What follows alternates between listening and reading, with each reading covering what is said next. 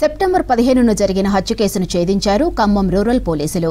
గత నెల కామేపల్లికి చెందిన వెంకటేశ్వర్లను హత్య చేసిన అశోక్తో పాటు మరో ఇద్దరిని అరెస్ట్ చేశారు.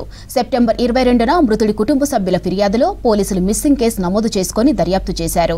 వెంకటేశ్వర్ల దగ్గర నగదును దోచుకునేందుకు రూమ్కు పిలిచాడు అశోక్. తర్వాత అతన్ని చంపి ముక్కలు ముక్కలుగా చేసి వివిధ ప్రాంతాల్లో విసిరేశారని పోలీసులు తెలిపారు. నిందితుడికి సహకరించిన నగ్మా, కృష్ణయ్యను కూడా అరెస్ట్ చేసి రిమాండ్కు పంపారు. ఇక నిందితులు హత్యకు వాడిన కత్తులు, ఫోన్లు, గోల్డ్ చైన్, బైక్ను స్వాధీనం చేసుకున్నామని చెప్పారు ఏసీపీ తిరుపతి రెడ్డి.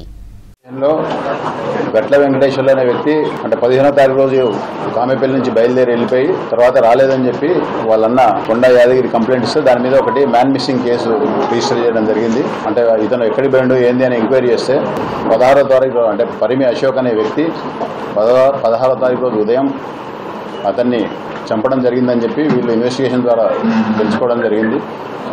ఆ విషయంలో ఆ నేరస్తుని అరెస్ట్ చేసి అతనికి సహకరించినటువంటి కొమ్ము నగ్మ, పెంటి కృష్ణయ్య ఎలియాస్ కృష్ణ రామస్వామి అనే ఇద్దరిని కూడా అరెస్ట్ చేసి రిమాండ్కు పంపడం జరిగింది. అంటే ఈ క్రైమ్కు మోటివ్ ఏంటంటే ఈ పరిమి అశోక్ అనే వ్యక్తి ఇతను అన్ఎంప్లాయీ, అదే ఏ ఉద్యోగం లేదు, ఆర్థికంగా గతంలో ప్రకృతి వ్యవసాయం చేసి నష్టపోయిండు అతను. దాంతోనే అతను ఎంఫార్మసీ చేసిండు. ఉమెన్ పోవాలని చెప్పి అనుకుంటున్నాడు.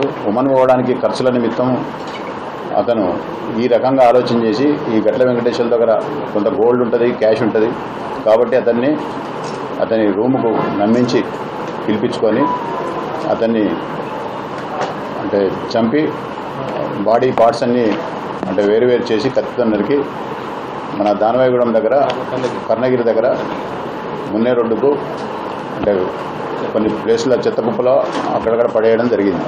తర్వాత అతని ద్వారానే మేము డెడ్ బాడీ డిస్కవరీ చేయడం జరిగింది.